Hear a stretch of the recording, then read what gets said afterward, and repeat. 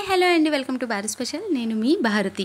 ఈరోజు నేను చూపించే వీడియోలో మనం ఎప్పటి నుంచో అంటే మన తాత వాళ్ళు, అమ్మమ్మ వాళ్ళైతే చాలాసార్లు యూస్ చేశారండి ఈ చిట్కాని. సో ఈ చిట్కా నేను ఈరోజు మీకోసం షేర్ చేస్తున్నానండి.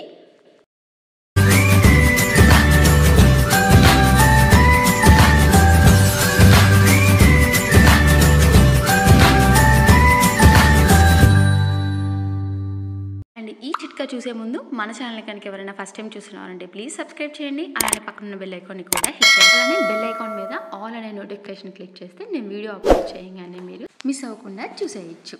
అండ్ ఈ చెట్టు అయితే మీ అందరికీ తెలిసే ఉంటుంది కదండి. అండ్ ఇది జిల్లేడు చెట్టు అంటారనమాట. ఈ చెట్టు నుంచి వచ్చే ప్రతిదీ కూడా మనకి ఎన్నో మెడిసినల్ యూసెస్ ఉంటాయండి. ఒక ఆకు, పువ్వులు, అలానే కొమ్మలతో కూడా మనకి చాలా మెడిసినల్ యూజెస్ ఉంటాయన్నమాట. సో ఇది మనకి సిటీస్లో అయినా పల్లెటూర్లలో అయినా కూడా ఈజీగా దొరుకుతుందండి జిల్లేడు చెట్టు అనేది. సో ఇప్పుడు దీని నుంచి మనం ఒక 2 ఆకులు అయితే కట్ చేసుకుందామండి. సో బాగా డస్ట్ ఎక్కువగా ఉంటాయి కాబట్టి బయట పెరిగే చెట్లల్లో నీట్గా క్లీన్ చేసుకోవాలండి. అండ్ ఇంకొకటి ఏంటంటే ఈ జిల్లేడు ఆకుల్ని కట్ చేసేటప్పుడు మనకి పైన తెల్ల పాలులాగా వస్తాయి కదండి. సో అవి కూడా లేకుండా చక్కగా నీట్గా క్లీన్ చేసుకోవాలండి. అలానే క్లీన్ చేసేటప్పుడు ఏంటంటే మీరు ఆకుల్ని తుంచడం కానీ అలా చేయొద్దు. ఎందుకంటే మనకి పచ్చిగా ఉన్నప్పుడు ఆ ఆకులో నుంచి పాలు అనేవి ఎక్కువగా వచ్చేస్తూ ఉంటాయి. సో ఇలా నీట్గా క్లీన్ చేసుకున్న తర్వాత కొంచెం డ్రై చేసి ఇలా ఏదైనా క్లాత్తో జస్ట్ అలా ట్యాప్ చేస్తూ క్లీన్ చేసుకోండి. అప్పుడు ఏంటంటే ఆకు అనేది విరగకుండా కూడా ఉంటుంది. విరిగితే ఏమైంది అనుకోవచ్చండి, విరిగినా పర్వాలేదు. కాకపోతే ఆ తెల్ల పాలు అనేవి ఏంటంటే మనం యూజ్ చేసుకోకూడదు అనమాట. సో అవి రాకుండా మళ్ళీ క్లీన్ చేసుకోవాలన్నమాట. అందువల్ల మీరు క్లీన్ చేసుకునేటప్పుడే జాగ్రత్తగా విరగకుండా ఏది తడి కూడా లేకుండా చక్కగా నీట్గా డ్రై అయ్యేలాగా క్లీన్ చేసుకోండి. సో ఇలా డ్రై అయిన తర్వాత మనం స్టవ్ వెలిగించుకొని ఈ ఆకుననేది కొంచెం వేడి చేసుకోవాలండి. మరీ ఎక్కువగా కాదు, లైట్గా గోరువెచ్చగా అయ్యే వరకు వేడి చేసుకోవాలన్నమాట. సో ఇలా వేడి చేసుకున్నప్పుడు ఏంటంటే మనం ఆకు నుండి పసరు తీసేటప్పుడు ఆ పాలు అనేవి రాకుండా ఉంటాయండి. సో మీరు ఇలా డైరెక్ట్ కాకపోయినా ఏదైనా స్పూన్ పైన లేకపోతే మనం రోటీస్ అలా చేసుకుంటూ ఉంటాం కదండి. సో దాని మీద అయినా పెట్టేసుకొని లైట్గా హీట్ చేయాలన్నమాట. మొత్తం ఫ్రంట్ సైడ్, బ్యాక్ సైడ్ కూడా చక్కగా హీట్ చేసేసుకోవాలి ఈ ఆకు మొత్తం కూడా.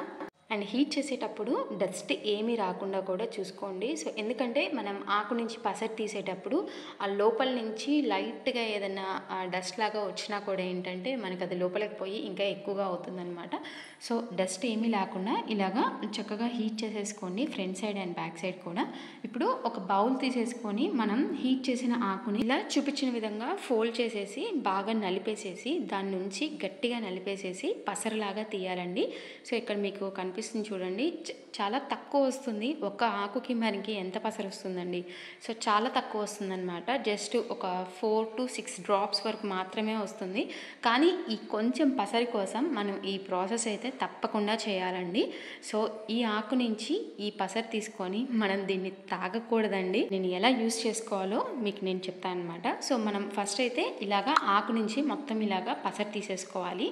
అండ్ పసరు తీసేసిన తర్వాత మీరు అది కళ్ళల్లోనూ, ముక్కులోనూ ఎక్కడా కూడా పెట్టుకోవద్దండి. ఆ పసరు తీసేసిన హ్యాండ్స్తో చక్కగా హ్యాండ్స్ అన్నిటినీ కూడా నీట్గా క్లీన్ చేసేసుకొని ఈ పసరుని ఒక బౌల్లో ఒక పక్కకి పెట్టేసేసుకోండి. ఇలా పసరు తీసేసిన తర్వాత మన ఇంట్లో ఇలాగా సిరప్వి ఫిల్లర్స్ ఉంటాయి కదండి. ఏదన్నా ఒక సిరప్వి నీట్గా క్లీన్ చేసేసి ఈ ఫిల్లర్స్ తీసుకొని అందులో ఒక 1/4 వరకు దాన్ని ఫిల్ చేసేసుకోండి. సో ఇలా ఫిల్ చేసుకున్న తర్వాత నేనైతే మా బాబుకి జస్ట్ 3 ఎంటర్ అయిందండి. సో అంత ఏజ్ ఉన్న బాబుకి అయితే నేను యూజ్ చేస్తున్నాను. సో మ్యాక్సిమం 3 ఇయర్స్ నుంచి నేను యూజ్ చేస్తాను అనమాట. ఎందుకంటే చిన్నగా ఉన్నప్పుడు ఏంటంటే వాళ్ళకి మరీ ఇది హార్డ్గా ఉంటుందని చెప్పేసి నేను జస్ట్ 3 ఇయర్స్ వచ్చిన దగ్గర నుంచి యూజ్ చేస్తాను. అండ్ మాకైతే క్లైమేట్ వల్ల అయితేనేమి ఎలా అయితేనేమి బాగా జలుబు, దగ్గులు పిల్లలకి చాలా త్వరగా వచ్చేస్తూ ఉంటాయండి. సో నేనైతే ఎక్కువగా ఇదే యూజ్ చేస్తానన్నమాట. చాలా త్వరగా రిలీఫ్ వస్తుంది. ఇలాగా డ్రాప్స్ని ఒక 2 డ్రాప్స్ని నోస్లో వేయండి. 2 నాస్ట్రిల్స్లో కూడా ఒక 2 డ్రాప్స్ని వేయండి. వేసేటప్పుడు మీరు ముఖ్యంగా గుర్తుంచుకోవాల్సింది ఏంటంటే అది కళ్ళల్లో మాత్రం పడకూడదండి. సో చాలా కేర్ఫుల్గా ఉండండి. అండ్ మీకు చాలా వరకు యూజ్ అయ్యేది ఏంటంటే పిల్లలు నిద్రపోయేటప్పుడు వేస్తే కనుక వాళ్ళు కదలకుండా కూడా ఉంటారు.